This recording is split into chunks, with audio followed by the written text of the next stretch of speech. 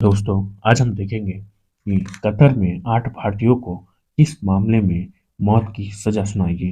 दोस्तों, कतर में गिरफ्तार किए गए भारतीय नौसेना के 8 पूर्व अफसरों को मौत की सजा सुनाई गई है। भारत सरकार ने इस फैसले पर हैरानी जताई है। भारतीय विदेश मंत्रालय की ओर से जारी बयान में कहा गया कि मौत की सजा के फैसले से हम हैरान हैं।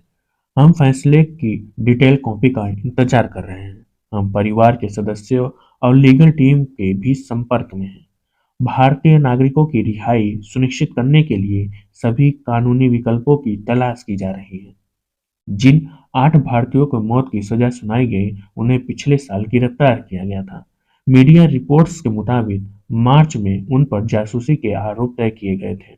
दोस्तों, इन 8 अफसरों की अगर बात करें तो captain Navtej Singh Gill, captain Virendra Kumar Verma, captain Saurabh Vashisht, commander Amit Nagpal, commander Purvendu Tiwari, commander Sugunakar Pakala, commander Sanjeev Gupta और रागेश शामिल हैं।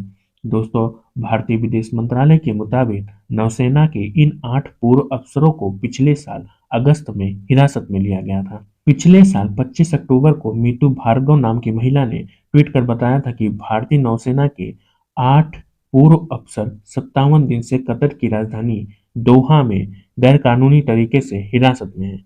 मीतू भार्गव कमांडर पूर्वेंद्र तिवारी की बहन है। इन अफसरों पर कथित तौर पर इजरायल के लिए जासूसी करने का आरोप है।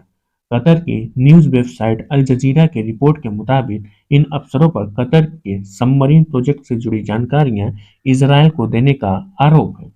हालांकि कतर सरकार की ओर से इन पूर्व अफसरों पर लगाए गए आरोपों को लेकर कुछ खास जानकारी भारत सरकार को साझा नहीं की गई है।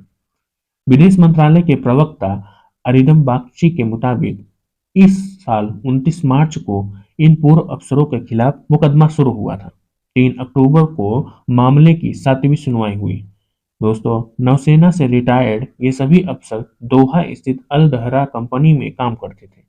ये कंपनी टेक्नोलॉजी और कंसल्टेंसी सर्विसेज प्रोवाइड करती थी। साथ ही कतर की नौसेना की ट्रेनिंग और सामान भी मुहैया कराती थी।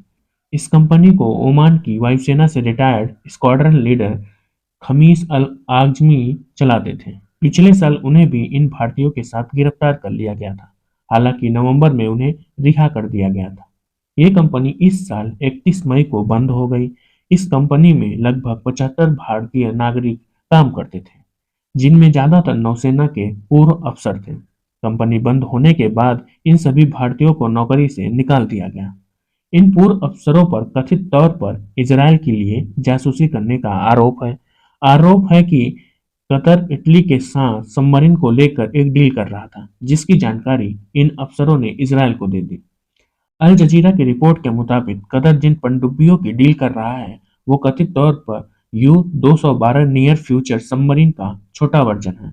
इटली इस अत्याधुनिक सबमरीन को जर्मनी की मदद से बना रहा है।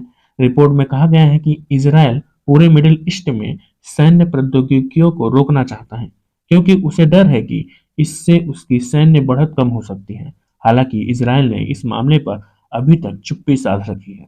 तो दोस्तों, आने वाले समय में देखेंगे क्या इनको मौत की सजा मिलती है या भारत सरकार या फिर इजरायल की तरफ से कुछ एक्शन लिया जाता है। तो thank you so much guys for watching the video. Like share and subscribe the channel. Thank you so much.